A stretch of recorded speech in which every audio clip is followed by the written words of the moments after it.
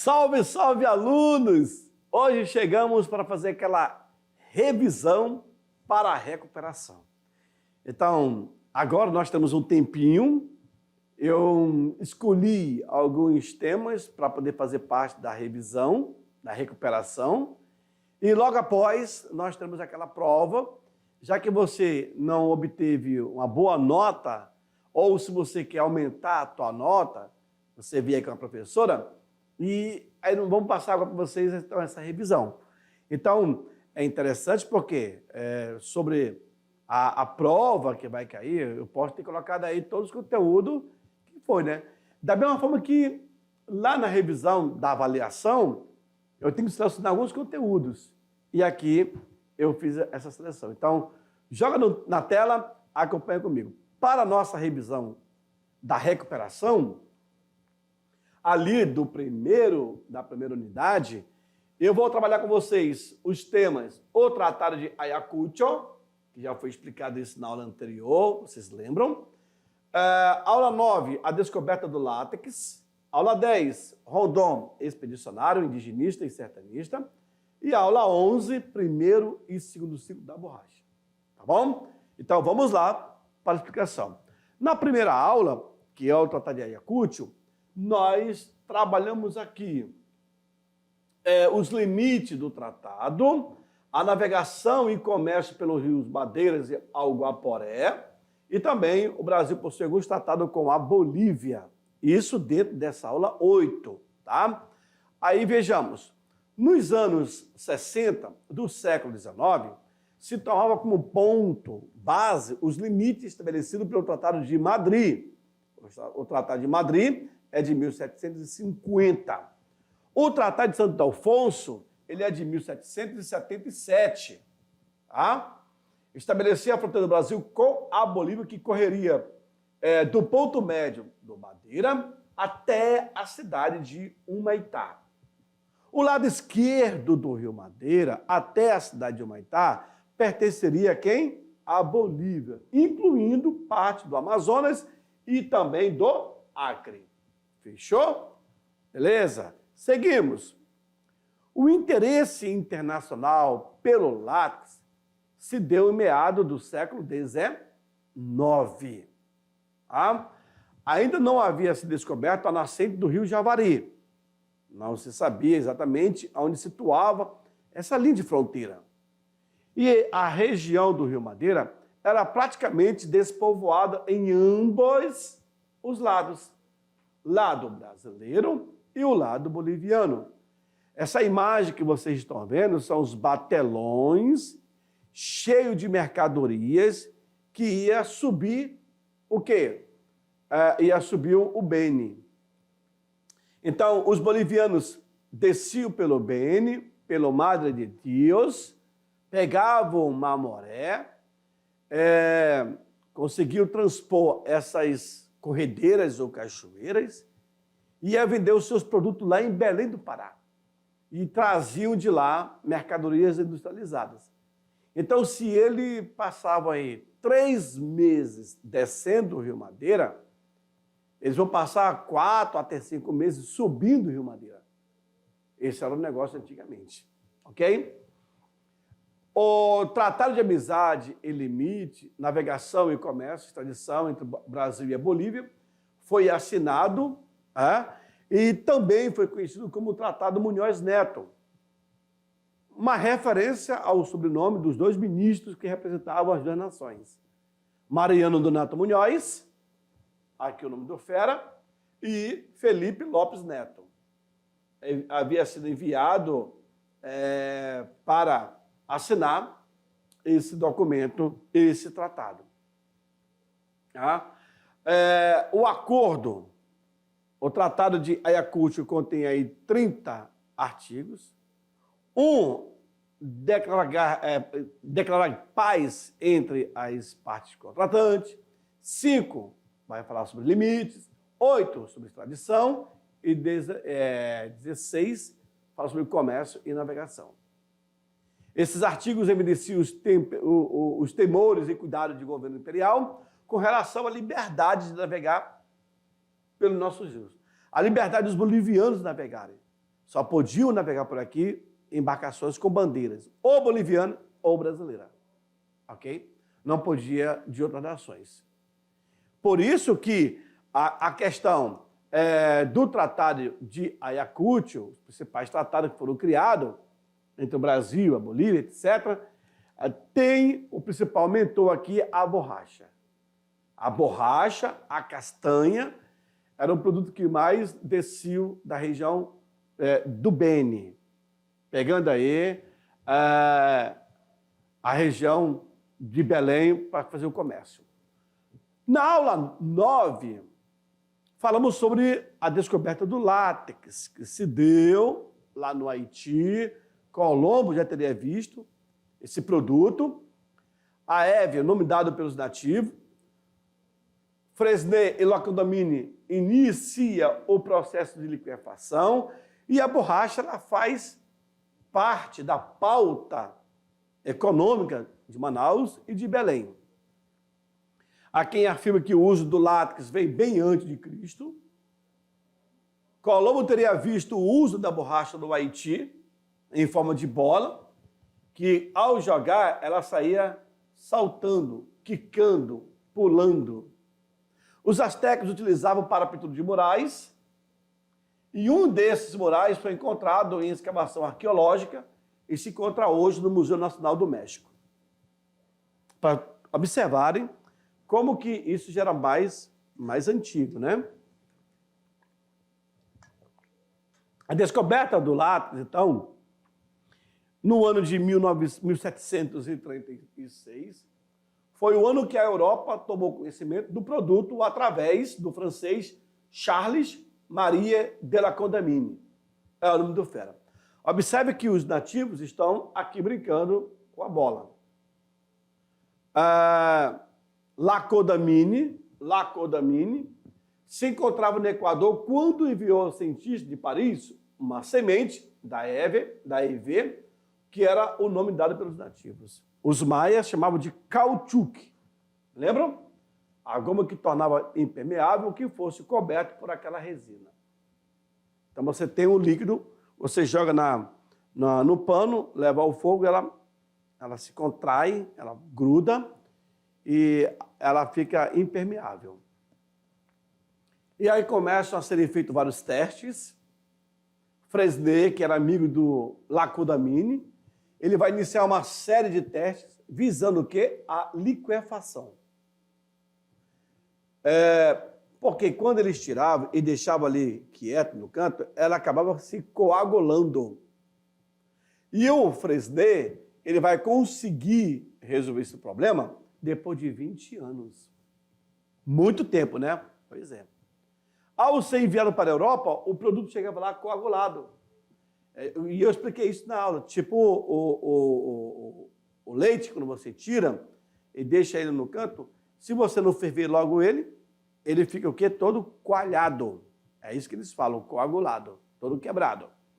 No século XIX, Charles Goodyear, é ele que vai descobrir a fórmula que vai tornar o líquido resistente a alta e a baixa temperatura.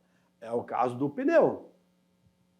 Então, criando um mecanismo para a borracha, mesmo estando no frio, temperatura muito baixa, ele é resistente.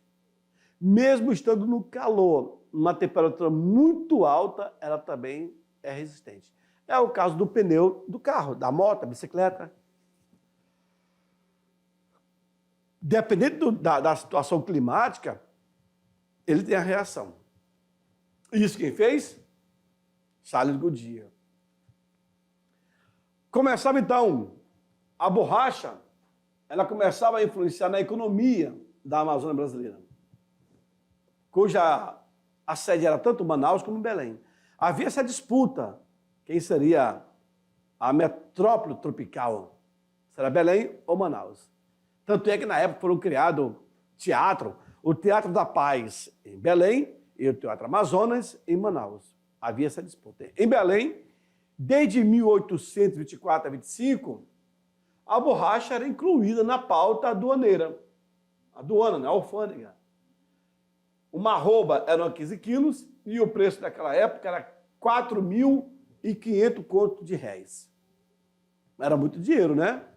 A borracha era submetida a elevada temperatura, juntamente com o enxofre, e aqui vocês estão vendo esse processo, a fim de torná-la insensível ao calor, ao frio, impermeável.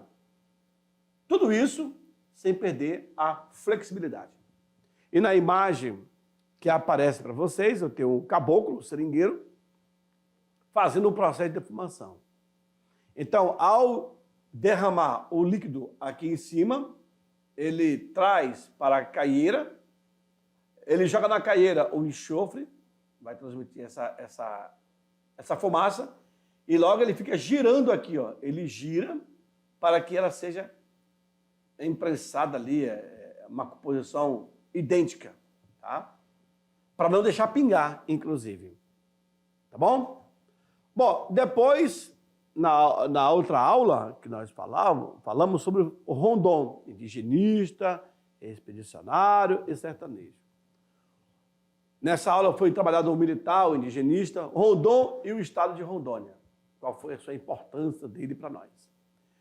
Rondon nasceu no dia 30 de abril de 1865, na cidade de Mimoso, em um lugar chamado Sesmaria do Morro Redondo, que depois passa a ser chamado de Mimoso, distrito de Santo Antônio de Leivegê, que pertence ao município de Barão de Melgaço. Rondon deixa algumas frases. O homem cansa de trabalhar, ele cansa de viver, mas não cansa de amar. Só o amor constrói. Ele foi educado por seus familiares e, aos 16 anos, diplomou-se em magistério no Liceu Cuiabano. Porém, ele não tinha idade para poder avançar. Com 16 anos, senhores, se formou magistério. Não que ele não queria ser professor, é diferente. Ao se diplomar magistério, ele não tinha idade para lecionar. Mas ele tinha idade para entrar no exército. Tanto é que ele vai depois lecionar na escola militar. A disciplina de aritmética. Tá? Rondon não pôde exercer a função por ser menor de idade. Mas como ele estava alcançando 17 anos, ele vai se alistar no exército em 1881, quando ele entra para as Forças Armadas e ali consegue a sua trajetória. Ele vai assentar a praça no Rio de Janeiro, em 1881, e documentos que eu recebi, ele vai assentar a praça na 20ª GAC, Grupo de Artilharia e Campanha. Foi quando Rondon se fixou militar no Rio. Em 85, ele matriculou-se da Escola Militar na Praia Vermelha e concluiu em 89 o curso de oficial do Exército, formado em matemática e ciências físicas naturais. Ele também era botânico, ele era naturalista. De 1892 a 1898, ajudou a construir as linhas telegráficas de Mato Grosso a Goiás. Seu principal professor foi Gomes Carneiro. Em 1892, Rondon pede permissão ao ministro da Guerra para adicionar o sobrenome Rondon no nome dele. Até então, o nome dele era Cândido Mariano da Silva. É o mesmo nome do pai. Pai do Rondon, Cândido Mariano da Silva. Nome da mãe, Claudina Evangelista da Silva. Rondon, então, ele pede ao ministro da Guerra para adicionar o sobrenome Rondon no nome dele, em homenagem ao seu tio. O nome do tio era Emanuel Rodrigues da Silva Rondon. Fechou? Em 1952, ele propõe a criação do Parque Nacional do Xingu I. Em 55, o Congresso Nacional promove Rondon ao título de marechal do Exército. Mas todos os marechais é aquele que vai para uma guerra e volta dela com essa bravura. Rondon não vai para a guerra, Rondon evita uma guerra. Quando ele é chamado, lá em Letícia, a Colômbia com o Peru, e era para passar uma semana, ele passa 4 anos. Lá em Letícia, ele descobre um glaucoma no olho direito. E o olho esquerdo vai ficar apenas com 30% podendo enxergar.